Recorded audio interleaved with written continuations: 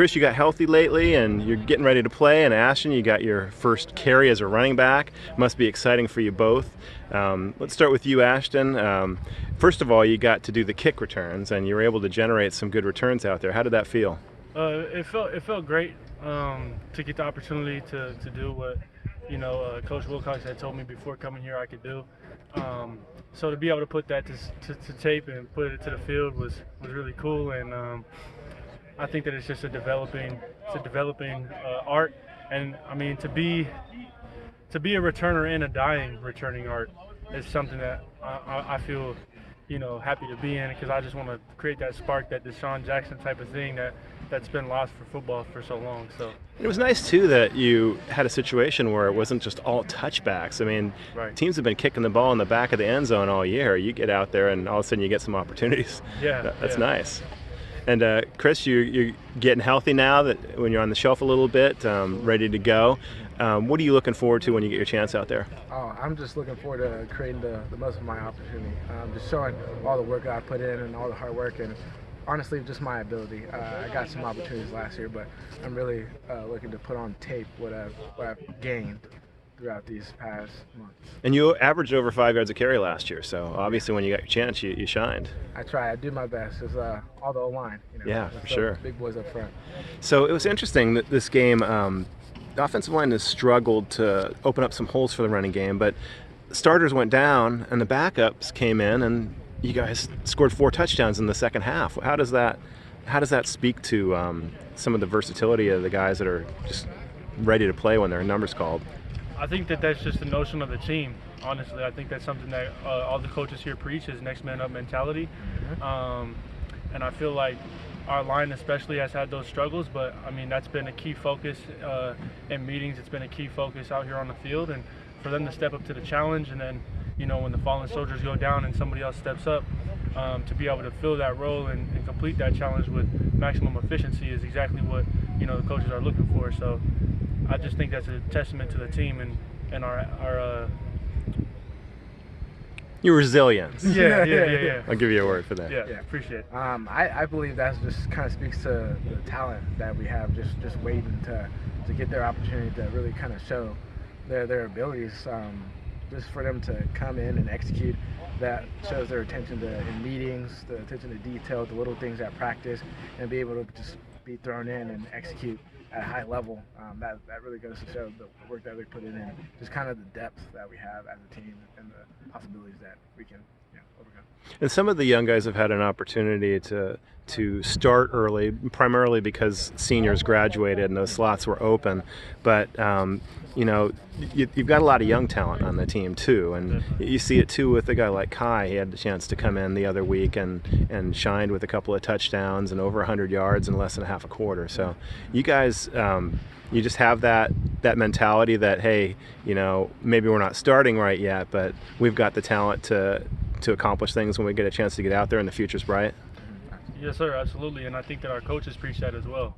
I think that, like I said previously, with the next man up mentality, that's an entire notion, is just to be ready when your number is called and go out there and show everything that, like Chris said earlier, you've been working on. So, And give each other a little review with what your strengths are. Ashton on Chris and Chris on Ashton. All right, I'll go first. Chris, obviously, he's a super strong guy. I really admire his pass protection. It's something that he's been helping me with since the day I got here. The BPU drill, the blitz pickup drill.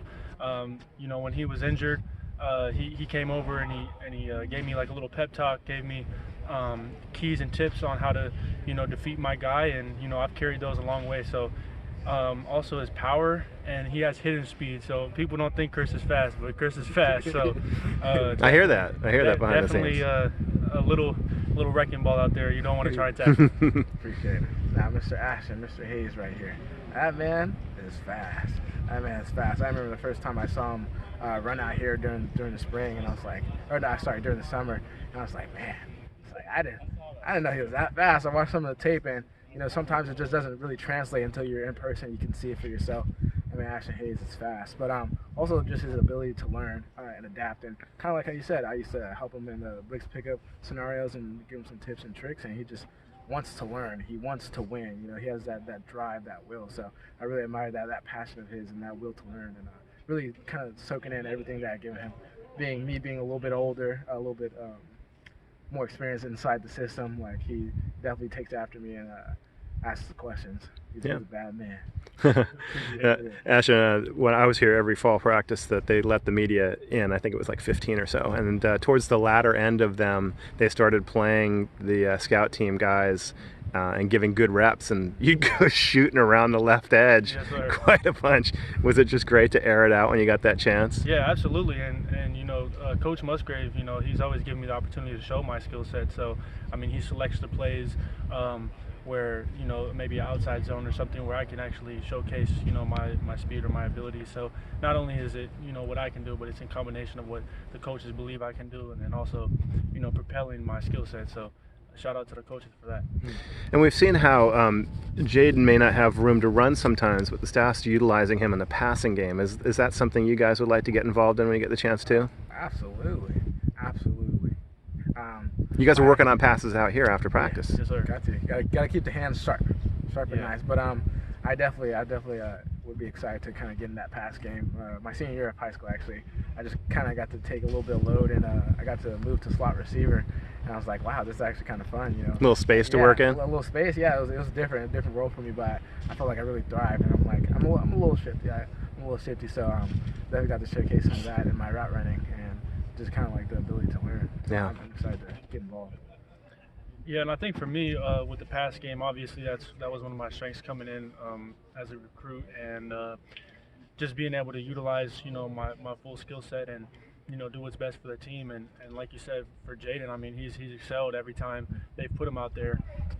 So I think that's just the notion of Coach AT and all the other coaches. They expect a lot out of us, and it's not because, you know, they want us to achieve something that's impossible, because they know what we can do and they trust us to get that done. So every running back in the room, I feel like, could get that done if given the opportunity. Running backs have to be more dynamic nowadays. I mean, you can't just be one-dimensional. No. You can run the ball, great. But now we have to run the ball. We have to pass protect and be able to, you know, catch balls out the backfield. So it's definitely a growing game for our position. And we have to kind of like step up. We got to match it. You know what I'm saying? A new task, and we got to match it. Completing that task. And for Jaden to step up and be able to do that, especially as a true freshman like myself, you know, we have those conversations sometimes, and, you know, him being a young guy and getting it so quickly. He had spring though. He had a little advantage too. Super quick. But you know, I mean, he's helped me even with, you know, certain things, because he catches on really fast. He's a fast learner, and I think that, you know, his confidence is something that you could admire for sure. Is that every time he goes out there, he thinks he's gonna, you know, score. And so that's the mentality to have, right? Yeah, exactly. Have to. Yeah. Especially at this level of football, it's not high school anymore, where you know, you could be a bully out there. You know, there's a lot of us. So yeah. A lot of bad dudes on all at one time. They want to break you and hurt you. So you guys fell a little short on Saturday to number 9 USC, but you scored 28 points in the second half against a lot of good athletes. Does that give you a little bit of confidence as a team going into these last 3 games? Obviously, there's no room for error. You got to win the last 3 to go to a bowl game. But does that sort of let the offense know, hey, you know, we've struggled a bit, but we can get this done?